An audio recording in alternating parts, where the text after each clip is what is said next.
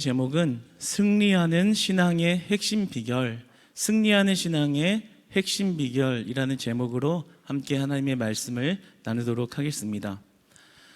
저는 원래 그렇게 눈물이 많은 사람은 아닌데요. 근데 몇 년 전부터는 너무 눈물이 많아졌어요. 그래서 조금만 슬픈 이야기를 들어도 이렇게 금방 눈물이 나버리는, 왜 그런지는 모르겠지만 좀 그런 사람이 되어버렸습니다. 그래서 조금만 슬픈 이야기가 들려도 금세 눈물이 흘러버리고, 뭐 별일 아닌 것인데도 조금만 마음을 건드리면 눈물이 그렇게 나요.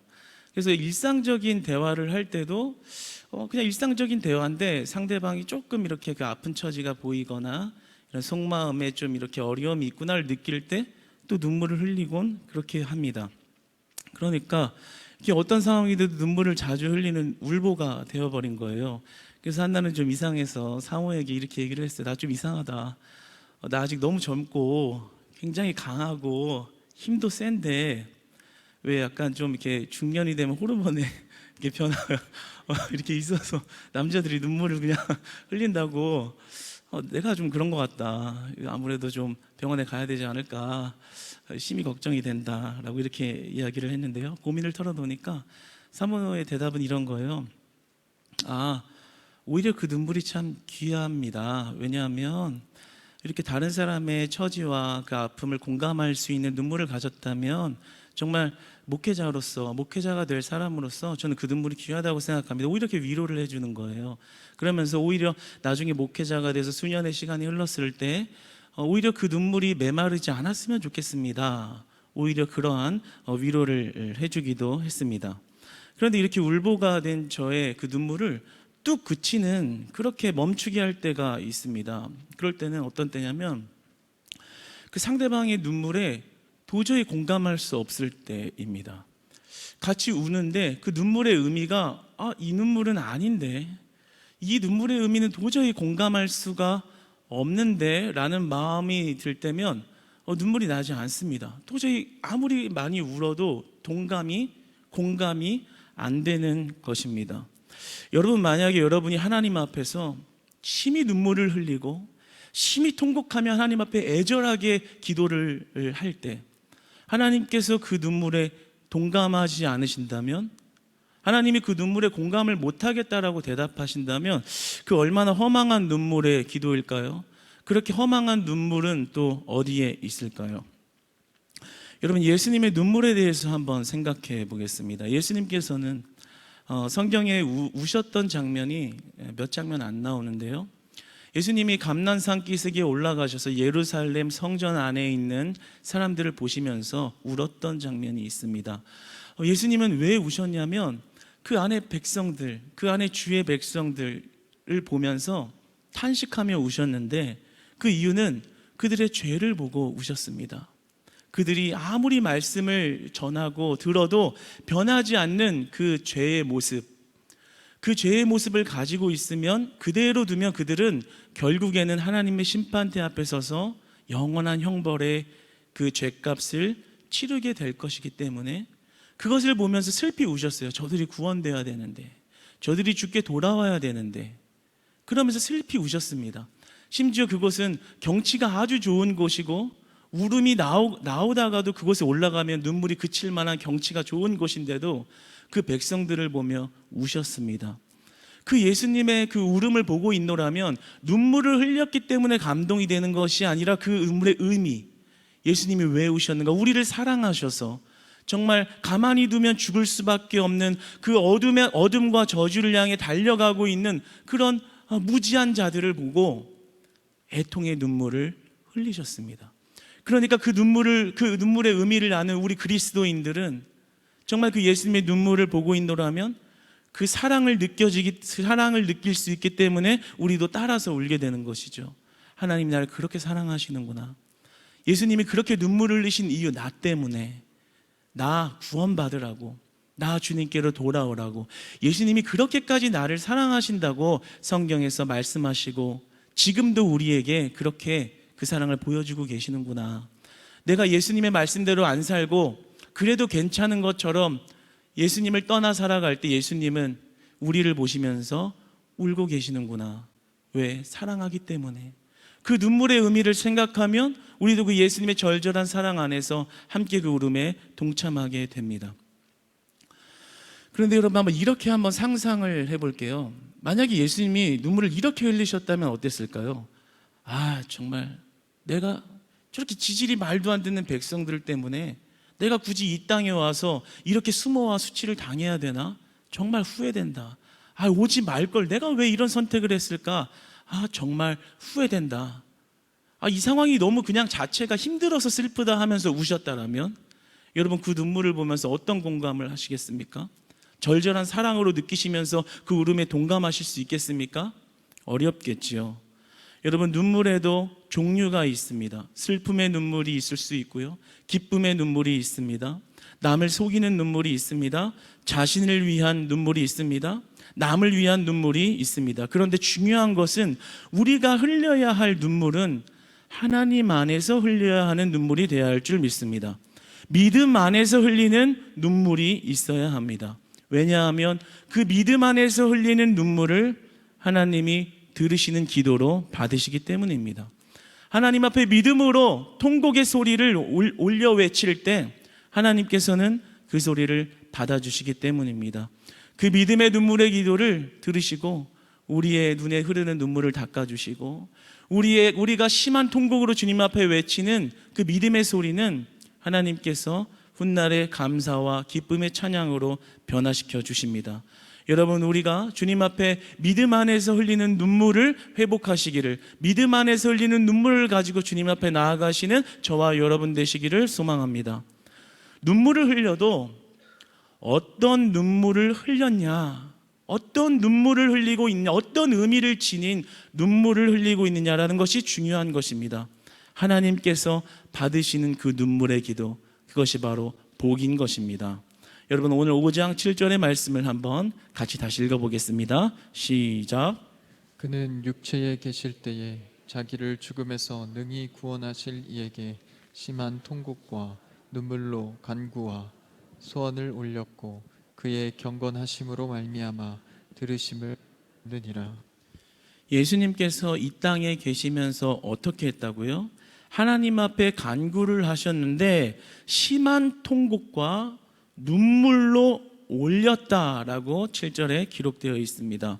여기서 올렸고라에 해당하는 이 헬라어는 프로세네카스라는 단어로서 이 뜻은 바치다라는 어떤 제의적인 용어입니다. 그러니까 제사장들이 희생 제물을 하나님께 바치다라는 말의 뜻과 동의어입니다. 그러니까 지금 하나님이 간구와 소원을 예수님이 하나님 앞에 올려드렸다라는 말은 그 눈물과 통곡을 하나님께 바쳐드렸다. 그냥 단순히 기도를 앞에다가 한 것이 아니라 그 제물을 제사장이 하나님 앞에 바치는 것처럼 하나님 앞에 심한 통곡과 그 눈물을 올려드렸다, 바쳤다, 기도로 드렸다, 제사로 드렸다라는 것입니다. 이에 대해 라스코는 이렇게 말합니다. 대제사장이 속죄를 위하여 드리는 제물은 예수께서 하나님께 올린 간구와 소원을 의미한다. 그러니까 이 눈물과 통곡을 기도로 하나님께 올려드린 것입니다. 바친 것입니다. 그런데 7절 끝에 보면 그 간구와 소원을 하나님이 들어주셨다, 받으셨다, 응답이 됐다, 연락이 됐다라고 나옵니다. 그러니까 예수님의 그 눈물의 기도는 하나님이 의미 있게 받으시고 응답하시는 눈물의 기도였다라는 것입니다.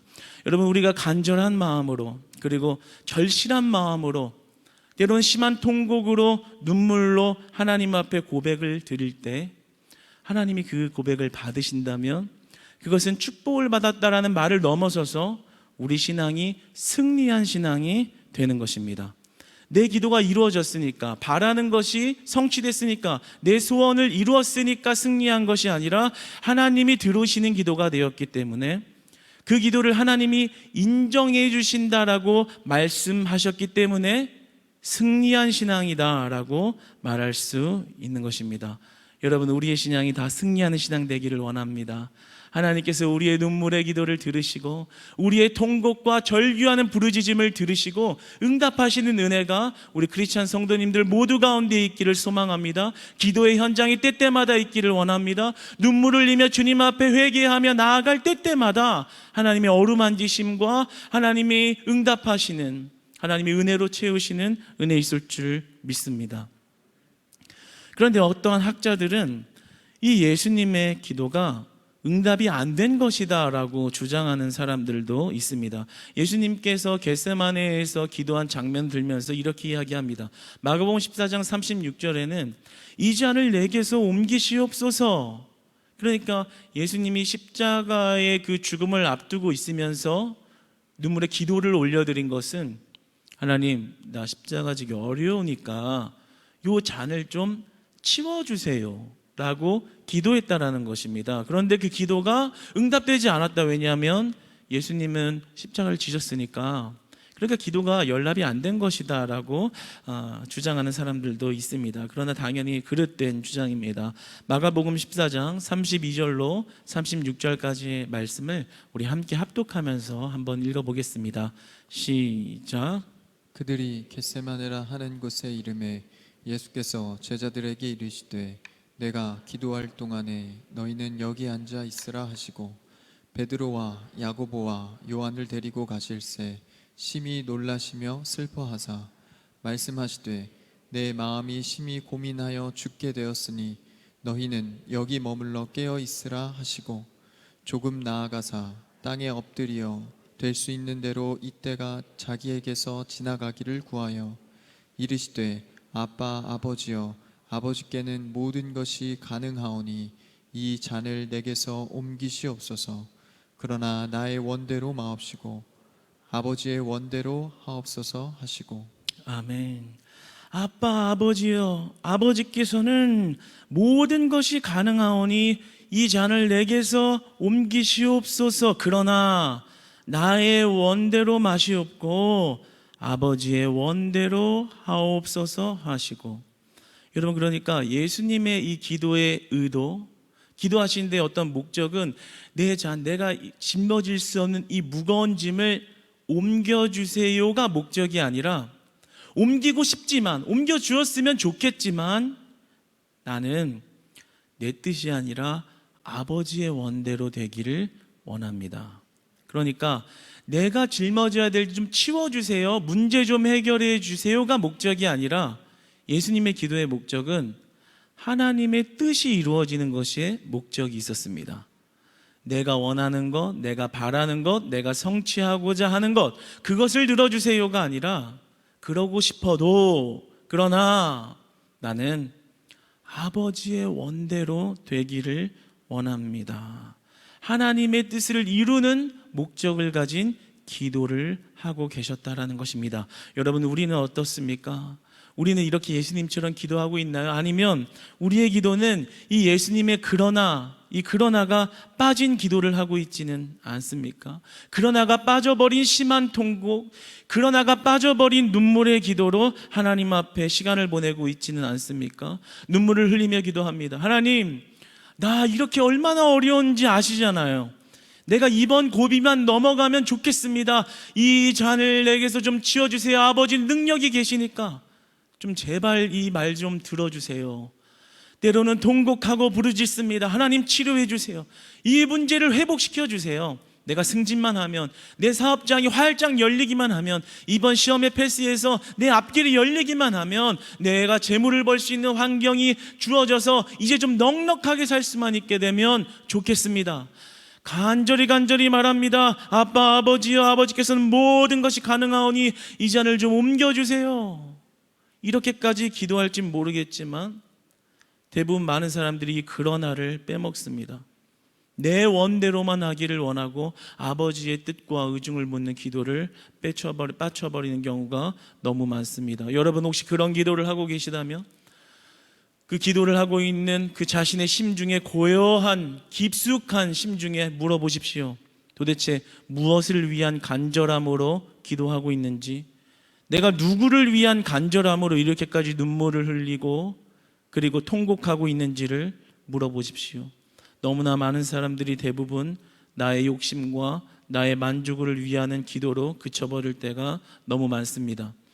우리가 이런 기도를 할 때면 아무리 큰 눈물을 흘려도 옆 사람이 무엇을 아우 저렇게 눈물을 흘리면 하나님이 들어주실 수도 있겠다라고 할 정도로 눈물을 흘려도 하나님이 그 눈물에 공감하지 않으실 수도 있습니다. 하나님이 공감의 능력이 부족하거나 그런 우리가 괘씸해서가 아니라 우리의 무지함과 우리의 그 부족한 신앙을 교육시키고 다시 만들어가기 위해서 응답하지 않으실 수도 있습니다. 그러므로 우리는 우리의 기도와 우리의 간구 가운데 그러나가 회복되어져야 합니다. 하나님, 그러나 내 뜻이 아니라 하나님의 원대로 해주세요. 나는 내 앞길이 어떻게 될지 모르겠어요. 주님, 이 문제가 어떻게 해결될지 모르겠어요. 해결해 주셨으면 좋겠습니다. 간절하게 기도합니다. 그리고 반드시 해결해 주세요. 그러나 하나님의 원대로 되기를 원합니다. 하나님, 하나님의 뜻대로 되기를 원합니다. 이것으로 내 뜻을 이루어지고 내 만족이 오는 것이 아니라 하나님의 뜻이 이루어진다라는 것을 이 기도로 응답받게 하여 주시옵소서. 여러분, 이런 기도가 회복될 때 여러분의 모든 기도가 응답받는 기도 될 줄 믿습니다. 하나님께서 그 기도는 한 점 헛되이 하지 아니하시고 다 들으시고 응답하십니다. 왜요? 예수님의 이러한 기도에 하나님이 응답하셨다고 오늘 말씀하시기 때문입니다. 여러분, 우리의 기도에 우리의 신앙에 이 그러나가 붙으면 내 욕심이 사라지고요, 내 계획이 사라지고요, 하나님의 계획이 우리의 인생을 붙들기 시작합니다.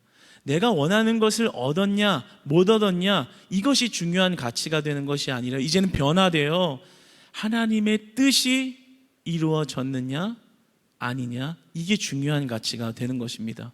그러니까 하나님, 이거 반드시 들어주셔야 돼요. 그리고 안 들어주면 이게 뭐예요? 하나님, 원망하고 불평하고, 하나님, 내가 그동안에 예배하며 드린 시간이 얼만데 고작 하나님의 응답이라는 것이 이것입니까?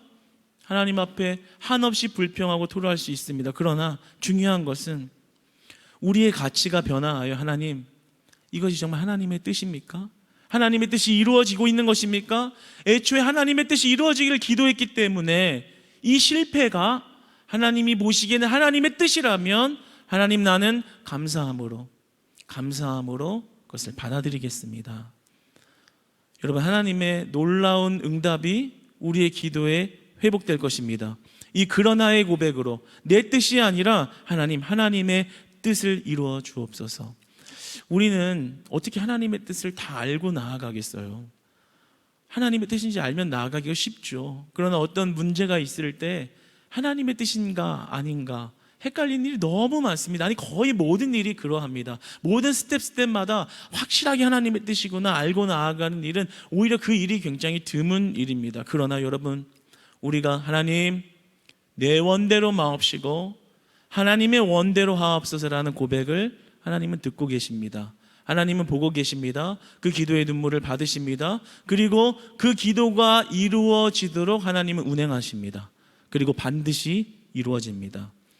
예수님께서 그러나의 신앙으로 지금 내 원대로 마옵시고, 십자가를 지는 것을 피하게 해주셨으면 좋겠지만 내 원대로 마옵시고 하나님의 원대로 하옵소서. 그 기도는 이루어졌습니다. 예수님께서 십자가를 지셨고 죽으셨습니다. 온갖 비난과 조롱과 수치를 다 당하셨습니다. 모든 물과 피를 십자가에서 쏟아내셨습니다. 그리고 사흘 만에 부활하시고 새 생명의 은혜와 부활의 소망을 우리 믿음의 자녀들에게 선물로 주신 줄 믿습니다. 그러므로 그 기도는 축복이 되는 것입니다. 하나님이 들으시는 기도는 우리의 신앙의 승리함이라고 감히 말할 수 있는 것입니다. 여러분, 하나님은 보고 계십니다. 여러분이 그냥 일 벌려놓고 일이 잘 되면 이게 하나님의 뜻이었구나, 일 벌려놓고 망하면 이게 하나님의 뜻이 아니었네가 아닙니다. 어떠한 일을 하기에 앞서 하나님, 일의 실패와 승패의 결과는 하나님께 있습니다. 승패가 중요한 것이 아니라 이 일이 하나님의 뜻 안에서 이루어지는 것, 그것이 중요합니다. 그 하나님을 따르겠습니다. 실패해도 복이 되는 그 은혜의 비결과 복이 우리의 삶에 활짝 열려지기를 소망합니다. 하나님이 보시기에는 우리가 이 땅에서의 실패가 승리도 될 수 있다고 말씀하시는 것입니다. 그 죽음과 슬픔과 애통이 우리에게 분명한 부활로 다가왔다는 것을 증명하고 계십니다. 그러므로 우리에게 중요한 것은 하나님의 뜻을 구하는 기도, 하나님의 뜻을 물으며 흘리는 그 눈물이 회복될 때 우리 기도 응답의 비결이, 우리 기도의 응답이 활짝 열려지는 줄 믿습니다. 여러분, 우리가 이렇게 예수님이 하나님의 뜻을 구하는 기도에 있어서 이렇게 하나님의 뜻을 구했는데 그 마음, 하나님의 뜻을 구하는 데 있어서 그 믿음의 자세, 그 자세는 어떠해야 할까요? 어떠했을까요?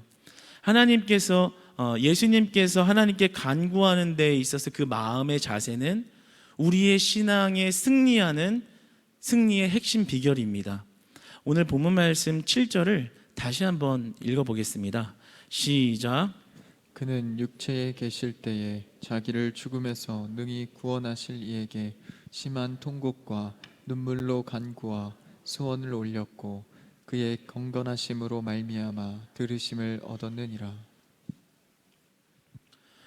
여기서 보면 심한 통곡과 눈물이 간구가 응답으로 들려지는데 무엇으로요? 경건하심으로 말미암아라고 기록되어 있습니다. 이 개역개정에는 경건하심으로라고 번역된 헬라어로는 율라베이아스라는 말로서 두려움, 경외, 영어 성경 ESV 영어 성경에는 레버런스로 번역하고 있습니다. 그러니까 두려움, 경외하는, 숭배하는 마음, 경외하는 마음, 두렵고 떨리는 마음, 이 마음을 가지고 있었다는 것입니다. 그러니까 경외함으로 말미암아 그 기도의 응답을 얻었다. 그 모든 눈물의 기도와 통곡과 하나님 앞에 바치는 그 절규의 부르짖음 속에는, 그 마음의 중심에는 예수님이 하나님을 경외함으로 말미암아 그 기도가 응답받았다라고 말씀하고 있습니다. 여러분이 경외한다라는 뜻은 어떤 두려움, 공포에 휩싸임, 이런 뜻이 아닙니다. 여기서 이 경외라는 뜻은 하나님 앞에 항복을 의미합니다. 하나님 앞에 항복했습니다. 그것이 경외함의 뜻입니다. 창세기서 22장 11절과 12절의 말씀을 한번 합독하면서 읽어보겠습니다. 시작. 여호와의 사자가 하늘에서부터 그를 불러 이르시되 아브라함아 아브라함아 하시는지라. 아브라함이 이르되 내가 여기 있나이다 하매 사자가 이르시되 그 아이에게 내 손을 대지 말라. 그에게 아무 일도 하지 말라. 내가 내 아들 내 독자까지도 내게 아끼지 아니하였으니 내가 이제야 내가 하나님을 경외하는 줄을 아노라. 아멘. 내가 이제야 네가 하나님을 경외하는 줄을 아노라. 하나님께서는 우리를 테스트하시고 테스트에 합격하면 쓰고 그리고 불합격하면 버리시는 분이 아니십니다. 여기서 아브라함을 시험한 사건은 우리를 향한 말씀이십니다. 우리는 매번 하나님의 어떤 계획과 그 뜻, 의중을 납득하고 이해하면서 살아갈 수는 없습니다. 여러분, 아브라함이 100세의 아들을 얻었는데 그 얻은 아들을 바치라고 하는 것이, 다시 제물로서 스스로 죽이라고 하는 것이 이해가 되십니까? 우리의 이성으로 이해가 되는 일인가요? 앞뒤가 맞는 얘기인가요? 그런 것을 다 떠나서 하나님 진짜 너무하시다라는 생각이 절로 드는 사건 아닙니까? 그럼에도 자신의 아들을 죽이려고 했던 그 아브라함을 보면서 하나님께서 뭐라 하십니까? 네가 이제 하나님을 경외하는 줄 알겠다. 얘야 이제 그 아이에게 손대지 말아라. 내가 이제 네가 나를 경외하는 줄을 알겠다. 여기서 중요한 것은 우리가 아브라함이 이렇게 했으니까 대단한 아브라함의 신앙 우리도 본받자라는 것보다 더 중요한 것은 우리가 이 사건을 보면서 우리에게 하시고자 하는 말씀은, 우리가 배워야 할 것은, 받아야 할 것은, 하나님은 우리가 항복할 만한 분이시라는 것입니다. 하나님께서는 우리가 경외해도 될 만한 분이시라는 겁니다. 때로는 우리에게 이해되지 않아도, 때로는 전혀 납득할 수 없어도, 그리고 오히려 너무하다라는 원망이 들 만한 사건을 우리에게 주셔도, 그럼에도 하나님 앞에 항복해도 될 만한, 항복할 수 있는 분이 바로 하나님이라는 것입니다. 여러분, 하나님 앞에 항복하는 우리 되기를 원합니다. 하나님을 경외하는 우리 되기를 원합니다. 아무리 이해되지 않아도요, 아브라함 같은 어이없는 사건이 우리에게 찾아와도 하나님 앞에 항복할 수 있는 믿음이 있다면, 하나님은 그 믿음을 잘했다가 아니라 네가 나를 이제 경외하는구나, 네가 나를 신뢰하는구나, 내가 아무리 어처구니 없는 질문을 해도 내가 너를 죽이려고 하는 게 아니라 너를 살리려고 한다는 것을 네가 믿는구나, 네가 나를 경외하는구나. 여러분, 이 신앙이 우리 안에 회복되어야 할 줄 믿습니다. 여러분, 하나님은 하나님 앞에, 그런데 우리는 어떻게 서나요? 이 경외함이 있나요, 우리 안에? 우리는 너무나 많이 이렇게 기도하지 않습니까? 하나님, 일을 왜 이렇게 처리하기 시작하십니까? 하나님, 이게 뭐지요? 하나님, 설명하십시오. 하나님, 이해가 안 되는데요? 하나님, 납득을 좀 시켜보세요. 왜 이렇게 일을 처리하려고 하시는지 좀 설명을 하시고 제가 납득이 되면 제가 순종하겠습니다. 아니, 이렇게 어이없게 일을 처리하시면 어떻게 합니까? 설명 좀 해주세요. 너무나도 많은 사람이 하나님의 뜻을 다 알고 가려고 하고 그분의 설득을 해야지 움직일 수 있다고 생각합니다. 그러나 아브라함은 이 시험을 통과하는 과정 중에서 이런 마음이 있던 거예요. 하나님께서 내 아들을 바치라고? 이게 무슨 말도 안 되는 소리야. 그러나 이유가 있으시겠지. 도저히 납득하려고 해도 안 되지만 하나님께서는 이유가 있으시겠지. 아들아, 재물에 올라갈 걸 챙겨서 짐을 싸라.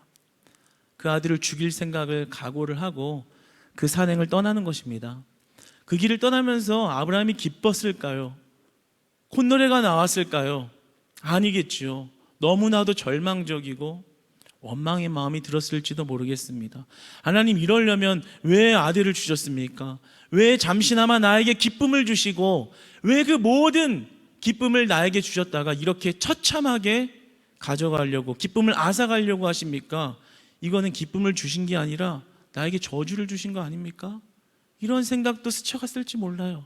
내가 아들을 죽여야 한다는 거, 좀 며칠 있으면 내가 내 손으로 아들을 죽여야 한다는 그 사실을 어떻게 받아들일 수 있을까요? 너무나도 비상식적이고 너무나도 비인간적인 모습과 사건으로 보입니다. 정말 돌아가고 싶은 마음이 한두 번 드는 것이 아니었을 것입니다. 그러나 아브라함이 지금 누구에게 항복하고 있습니까? 지금 아브라함이 누구를 바라보며 누구에게 항복하고 있습니까? 여러분, 우리가 하나님을 경외한다는 것은 도저히 내가 이해할 수 없는 일에도 하나님이라면 이유가 있으시겠지라고 믿으며 항복하는 것입니다.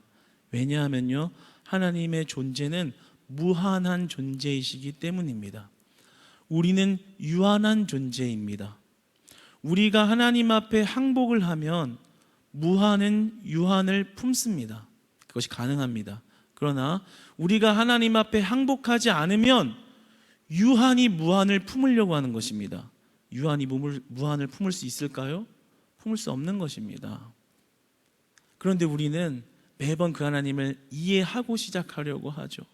뭔가 눈에 보여야지 움직이려고 하고, 뭐가 좀 들려야지, 뭐가 조금이라도 잡히는 게 있어야지 하나님을 따라가는 발걸음을 한 걸음이라도 떼려고 할지 모르겠습니다. 안 보이면 발걸음 한번 뗐다가는 정말 아들을 죽이라는 어이없는 상황이 내 앞에 펼쳐질까 봐 아무렇게 움직이지 않고 들리지 않는 척, 모르는 척, 저거는 내 얘기가 아니야, 그냥 내 삶에 없는 이야기처럼 지나는 사람들이 얼마나 많습니까? 그러나 우리가 다 이해할 수 없는 상황에서도 하나님 앞에 항복할 수 있다면 무한하신 하나님께서는 우리의 한계와 유한함을 품으십니다. 우리의 유한함을 끌어안으십니다. 우리의 죽음을, 우리의 사망을 끌어안으셨듯이 말입니다. 우리의 슬픔을 안아주십니다. 우리의 고통을 들어주십니다. 우리의 눈물을 닦아주십니다. 하나님을 경외하는 자들에게 말입니다. 하나님께 항복하는 자들에게 말입니다. 얘야 그 아이에게 손을 떼라. 손을 대지 말라. 여러분, 하나님의 시험을 다 통과하시는 경외하는 신앙이 있으시기를 축복합니다.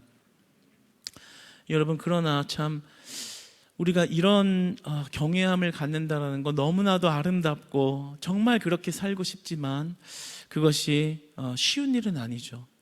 오늘 말씀을 지금 나누듯이 우리 신앙의 승리의 핵심 비결은 바로 이 하나님을 경외함에 있습니다. 이해하지 못해도 하나님 앞에 항복하는 그 신실한 믿음에, 그 경외함에 있습니다. 그런데 이 비결을 안다고 하더라도 우리의 삶으로 나아갔을 때 내가 순전히 하나님 앞에 항복한다는 것은 쉬운 일이 아닐 것입니다. 저 또한 그러했습니다. 저희 가정이 이제 목회자 집안이지 않습니까? 그러면 무엇을 하겠어요? 세상의 권력과 물질과 어떤 명예를 구하겠습니까? 아니죠. 하나님의 뜻을 구할 거 아니에요. 하나님의 뜻을 구하는 삶을 살 거 아니에요. 그럼 가정도 다 그렇게 따라가잖아요. 그러면 믿음이 없을 때 그 모습을 생각하고 바라보면 받아들여지지 않는 것이죠. 어떻게 항복하는 것이 되겠어요? 내가 이렇게 하나님의 뜻을 구한다고 만약에 안 살았으면 이 고생은 안 했을 텐데, 이런 순환은 젊었을 때 나이도 얼마 안 됐는데 이런 인생이 몇 번 겪지 않을 많은 일들을 보면서 살진 않았을 텐데, 이런 생각도 너무나도 많이 했습니다. 여러분, 우리 안에 그런 마음들이 모두에게 있죠. 내가 하나님 앞에 항복하면 그 모든 희생과 수고를 짊어져야 할 텐데, 내가 하나님 앞에 경외한다, 너무나 좋은 말씀인데 내가 그렇게 나아가면 나에게 닥쳐올 그 희생, 고난, 예수님을 봐봐. 예수님을 보면 예수님이 경외함으로 나아가서 맞이한 것이 십자가의 죽음 아니던가? 그러면 나 또한 그런 희생과 고난을 감내하라는 것, 그 몫은 너무나도 부담스러운 것 같다. 모두에게 이런 마음이 있습니다.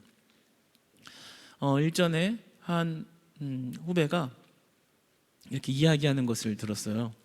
그 후배는 굉장히 평탄한 삶이 주어진 형제였습니다.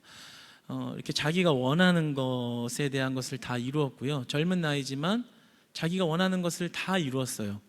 그리고 그 아버지가 사업을 잘하고 계셔서 그 사업도 이제 물려받는 그런 후계자 구도가 된 거죠. 그래서 그냥 자기가 일하는 것만 잘하고 있으면 그 사업을 물려받으면 평생 그냥 먹고 사는데 아무런 지장이 없는 그런 평탄대로인 삶이 그에게 있었습니다. 그런데 그가 하는 말이 이런 거예요. 그도 이제 크리스찬이었거든요. 그런데 그가 하는 말이 자기는 딱 여기까지만 하나님과 관계를 맺고 싶다는 거예요. 만약에 여기서 내가 조금만 더 하나님 앞에 나아가면, 내가 조금만 마음을 열고 하나님 앞에 나아가면 왠지 자기를 선교사로 부르실 것 같대요. 그래서 너 이거 다 버리고 저기 아프리카로 떠나라, 왠지 곧바로 그렇게 말씀하실 것 같은 느낌이 늘 있어서 자기 방어막을 치고 있다라는 거예요. 더 이상 접근하지 마세요. 자기의 삶을 버리는 거, 그것은 못할 것 같아요. 뭐 그런 말을 들은 적이 있습니다. 여러분, 우리가 이 하나님께 항복하면서 산다, 내가 하나님의 뜻을 이루면서 살기 원합니다라는 이 고백은요, 우리의 이성을 거스르고 그리고 실제적인 우리에게 희생을 동반해 옵니다.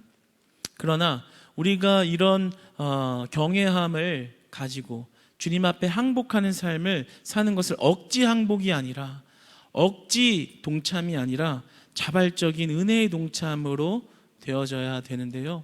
어떻게 그럴 수 있을까요?